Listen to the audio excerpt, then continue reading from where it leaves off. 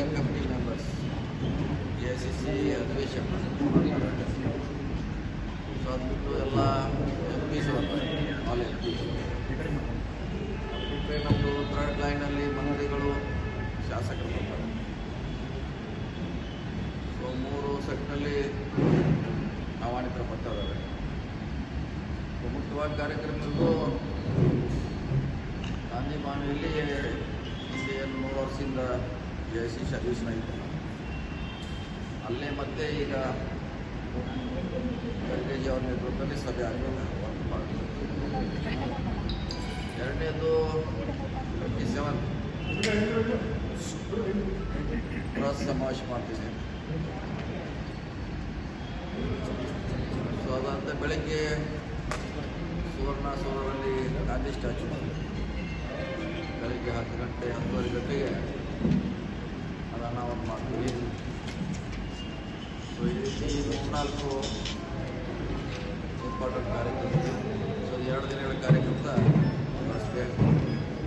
ಅದಕ್ಕೆ ಬೇಕಾಗುವಂಥ ಕಮಿಟಿಗಳನ್ನು ಕೂಡ ಅಧ್ಯಕ್ಷ ಈಗಾಗಲೇ ಮಾಡಿದ್ದಾರೆ. ಕಮಿಟಿಗಳು ಸೊ ಅದು ನೋಡ್ಕೊಳ್ಳಿಕ್ಕೆ ಟ್ರಾನ್ಸ್ಪೋರ್ಟೇಷನ್, ಕಾರ್ಯಕ್ರಮದ ನಿರ್ವಹಣೆ, ಸುಮಾರು ಬೇರೆ ಬೇರೆ ಕಮಿಟಿಗಳನ್ನು ಮಾಡಿದ್ದಾರೆ. ಅವೆಲ್ಲ ಕೆಲಸ ಮಾಡ್ತಿದ್ದಾರೆ. ಒಂದು ಐತಿಹಾಸಿಕ ಕಾರ್ಯಕ್ರಮ ಆಗಬೇಕು. ಈಗಾಗಲೇ ಲೈಟಿಂಗನ್ನು ಮಾಡಿದ್ದೀವಿ. ಈಗಾಗಲೇ ಅದು ಬೆಳಗಾವಿ ಜನತೆಗೆ ನೋಡಲಿಕ್ಕೆ ಸಿಕ್ಕಿದೆ. ಈ ಹಲವಾರು ಕಾರ್ಯಕ್ರಮ ನೋಡೋಣ. ಆ ಅಧಿವೇಶನದಲ್ಲಿ ಏನು ನಿರ್ಣಯಗಳಾಗ್ತವೆ, ಅದು ರಾಜಕೀಯ ಹೊಸ ದಿಕ್ಕನ್ನ ತಗೊಳ್ಳಿಕ್ಕೆ ಹೊಸ ಘೋಷಣೆಯನ್ನು ಅಂದರೆ ದೇಶಕ್ಕೆ ಒಂದು ಹೊಸ ಸಂದೇಶ ಇಲ್ಲಿಂದ ಈ AICC ಅಧಿವೇಶನದಿಂದ ಕೊಡುವಂಥ ಸರ್. ಊಟ ವಸತಿ ಯಾಕಂದ್ರೆ ಭಾಳ ಜನ ಬರ್ತಾ ಇದ್ದಾರೆ, ಅವರೆಲ್ಲ ಭಾಳ ಜನ ಏನು ಮಾಡೋಲ್ಲ, ಎಲ್ಲ ಕೂಡಿ 400 ಜನ ಆಗ್ತಾರೆ. ಅವ್ರಿಗೆ ಅಕಾಮಿಡೇಷನು, ಊಟಕ್ಕೆ ಅವ್ರ ಹೋಟೆಲ್ನಲ್ಲಿ ಮಾಡ್ತಾರೆ. ಅಂತ ಏನೋ ಮಾಡೋದಿಲ್ಲ. ಈ ಸಾರ್ವಜನಿಕ ಸಭೆ ಇದೆ, ಅವ್ರವ್ರ ಊಟ ಅವರೇ ಮಾಡ್ತಾರೆ. ಅಲ್ಲೇನು ನಾವು ಮಾಡೋದು ಇಷ್ಟಪಡ್ತೀವಿ. ಸೊ ಇಷ್ಟಾರಿನ ಈಗ ಮಾಡಿದ್ದೇವೆ.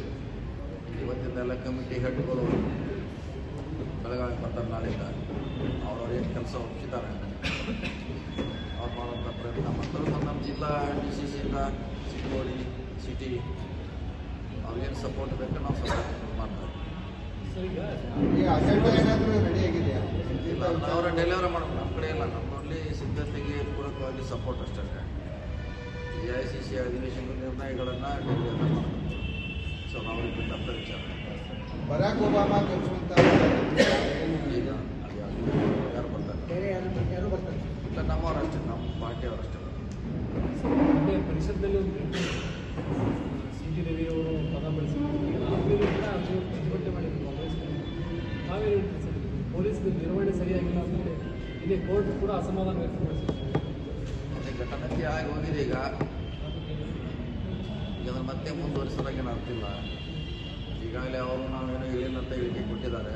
ನಮ್ಗೇನು ಪಾತ್ರ ಇಲ್ಲ ಅಂತ ಅವರೇ ಒಪ್ಕೊಂಡ ಮ್ಯಾಗ ಮತ್ತು ಅದನ್ನು ಮುಂದುವರಿಸಿ ಮತ್ತೆ ಅದನ್ನು ಹೇಳೋದ್ರಾಗ ಅವಶ್ಯಕತೆ ಇಲ್ಲ. ಸೊ ಇಂಥ ಘಟನೆಗಳಿದೆ, ಹೊಸದಲ್ಲ. 100,000 ಉದಾಹರಣೆಗಳು ಪಾರ್ಲಿಮೆಂಟ್ನಲ್ಲಿ ಆಗಿದೆ, ನಮ್ಮಲ್ಲಿ ಆಗಿದೆ. ಸಾಕಷ್ಟು ಕೈ ಘಟನೆ ಆದರೂ ಕೂಡ ಅದು ನಮ್ಮಿಂದ ಆಗಿಲ್ಲ, ತಪ್ಪಾಗಿದೆ ಅಥವಾ ಸಾರಿ ಅಂತ ಕೇಳಿದಾಗ ಅದಲ್ಲೇ ಕ್ಲೋಸ್ ಆಗಿದ್ದು ಭಾಳಷ್ಟು ಉದಾಹರಣೆಗಳಿದೆ. ಇದನ್ನು ಅಲ್ಲಿಗೆ ಮುಗಿಸಿದ್ರೆ ಒಳ್ಳೇದಂತ ನಮ್ಮ ಅಭಿಪ್ರಾಯ. ಸಭಾಪತಿ ಅವರು ಇನ್ನೂ ಪರಿಶೀಲನೆ ಮಾಡ್ತೀವಿ ಬೇಕಾದರೆ ಆಗಿದೆ, ಅಲ್ಲಿ ಹೋಗಿದೆ. ನಮ್ಮ ಹಕ್ಕು ಕಮಿಟಿಗೆ ಹೋಗಿದೆ. ಅಲ್ಲಿ ಅವ್ರ ನಿರ್ಣಯ ತೆಗೆದುಕೊಳ್ಳಿ. ಸಾರ್ವಜನಿಕವಾಗಿ ಇದನ್ನು ಮತ್ತೆ ಅನಾವಶ್ಯಕ ಮಾಡೋದು ಅವಶ್ಯಕತೆ ಇಲ್ಲ. ಪ್ರತಿಷ್ಠೆ ಠಾಣೆಯಿಂದ ಠಾಣೆಗೆ ರಾಜ್ಯದ ಅಧ್ಯಕ್ಷ ಬೆಳಗಾವಿ ಜಿಲ್ಲಾ ಪೊಲೀಸರು ನನ್ನನ್ನು ಎನ್ಕೌಂಟರ್ ಮಾಡಬೇಕು ಅನ್ನುವಂಥ ಸಂಚಲನ ಪೊಲೀಸರು ಶಿಕ್ಷಕರ ಆರೋಪ ಮಾಡಿದ್ದಾರೆ. ಈ ರಾತ್ರಿ ಆಪರೇಷನ್ ನೀವು ಜಿಲ್ಲಾ ಉಸ್ತುವಾರಿ ಪೊಲೀಸರಿಗೆ ಏನು ಅಪ್ಡೇಟ್ ಏನು ಕೊಡಾಗಿಲ್ಲ? ಎನ್ಕೌಂಟರ್ ಮಾಡೋ ಪ್ರಶ್ನೆ ಬರೋಂಗಿಲ್ಲ. ಅವರು ಶಾಸಕರು ಇದೇನು ಬೇರೆ ದೇಶಲ್ಲಿದ್ರು. ಆದರೆ ಅವ್ರನ್ನ ಆ ಥರ ಮಾಡಲಿಕ್ಕೆ ಅಂದರೆ ಅವರು ಎಲ್ಲ ಕಡೆ ಬರ್ತಾಯಿದ್ರು. ಅವ್ರು BJP ಕಾರ್ಯಕರ್ತರು MLA ಬಂದು ಪೊಲೀಸ್ ಸ್ಟೇಷನ್ನಲ್ಲಿ ಖಾನಾಪುರದಾಗ ಡಿಸ್ಟರ್ಬ್ ಮಾಡೋದ್ರಿಂದ ಅವ್ರು ಬೇರೆ ಕಡೆ ಹೋದಾರ ಉದ್ದೇಶ ಅಷ್ಟೇ ಹೊರತಾಗಿ ಅವ್ರಿಗೇನು ತೊಂದರೆ ಕೊಡಬೇಕಂತಲ್ಲ.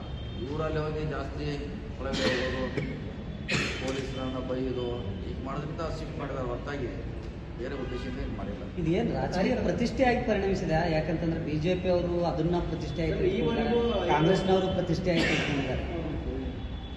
ಅದನ್ನೇ ಹೇಳಿದಲ್ಲ, ಎಲ್ಲ ಈಗ ಒಂದ್ ಕಡೆ ಏನಂತಂದ್ರೆ ಅಧಿಕಾರಿಗಳು ಇದರಲ್ಲಿ ಇದು ಆಗ್ತಾ ಇದೆ. ಈಗ ಪಾರ್ಟಿನೇ ಇಲ್ಲ ಅಂತ ಹೇಳಿದಾಗ ಮುಂದೆ ಯಾಕೆ ಹೊಸದು ನಮ್ಮ ವಾದ. ಪಾರ್ಟಿನ ನಾನು ಆಗ ಹೇಳಿದ್ದಾರೆ ಹೇಳಿದ್ಮೇಲೆ ಮುಗೋದು ಅಷ್ಟೇ, ಅದನ್ನು ಕ್ಲೋಸ್ ಮಾಡೋದು ಬೆಟ್ರು.